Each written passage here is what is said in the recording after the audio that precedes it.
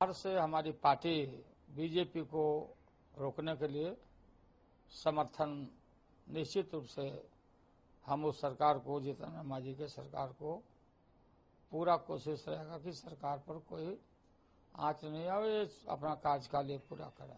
लोकसभा चुनाव में मिली करारी हार को देखते हुए नीतीश कुमार ने मुख्यमंत्री पद से इस्तीफा दे दिया था। इसके बाद जेडीयू ने जीतन राम मांझी को विधायक दल का नेता चुना और उन्हें राज्यपाल ने सीएम पद की शपथ दिलाई।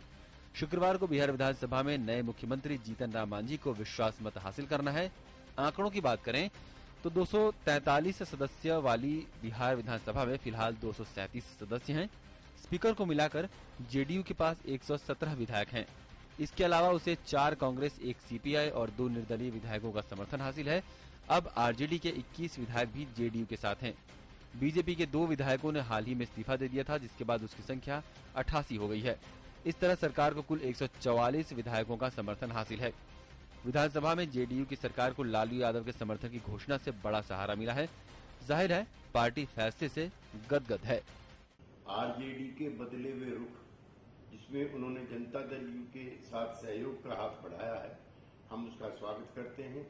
जनता दल यू बिहार समेत समूचे भारत में धर्मनिरपेक्ष दलों की एकता का सबसे बड़ा हामी है। मोदी लहर में बह गई कांग्रेस को भी इस फैसले से राहत मिली है। सपोर्ट करेंगे उनकी सरकार को। लालू जी ने भी कहा है तो अच्छी बात है। एक तरह से बीजेपी उस सरकार को गिराना चाहती है। बिहार में लोकसभा चुनाव में कामयाबी के रथ पर सवार एनडीए की उम्मीदों को इस फैसले से बड़ा झटका लगा है। एनडीए के घटक इसे अवसरवाद का उदाहरण करार दे रहे हैं। चुनाव नतीजा जब उन दोनों की विपक्ष में गया, इतनी बुरी तरफ से ये लोग हारे हैं, जब जमीन खिसक गई पैर के नीचे, उन्होंने घबराहट में एक डेस्परेट मूव किया है। अभी उनकी एक प्रत्यक्ष समझौता हुई है, अभी दोनों को उत्तर देना पड़ेगा बिहार की जनता को। तो इन लोगों के अंदर डर है, भय है कि अभी चुनाव हुआ तो भैया इन लोगों का खाता भी खुलना मुश्किल हो जाएगा। तो इसी डर से ये लोग सब एक दूसरे को, मतलब फनी बात है ये कि अभी कुछ दिनों पहले जो एक दूसरे की खिलाफत कर रहे थे, विरोध कर रहे थे, मंच पे चढ़ चढ़ के बड़ी बड़ी बातें नीतीश जी लालू जी के खिलाफ बोल रहे थे, लालू जी नीतीश जी के खिलाफ बोल रहे थे, और आज इन दोनों को एक दूसरे का साथ देना पड़ा। तो ये बिहार की राजनीति की सबसे बड़ी विडंबना है। कहा जाता है कि राजनीति में न तो कोई स्थायी दोस्त होता है और न कोई स्थायी दुश्मन। लालू और नीतीश ने इसे साबित किया है।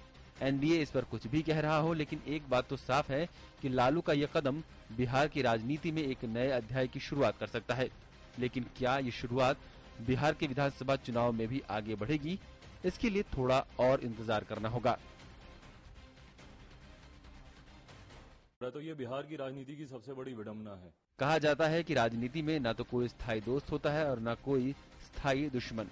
लालू और नीतीश ने इसे साबित किया है।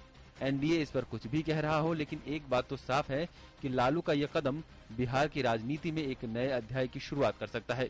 लेकिन क्या ये शुरुआत बिहार के विधानसभा चुनाव में भी आगे बढ़ेगी, इसके लिए थोड़ा और इंतजार करना होगा।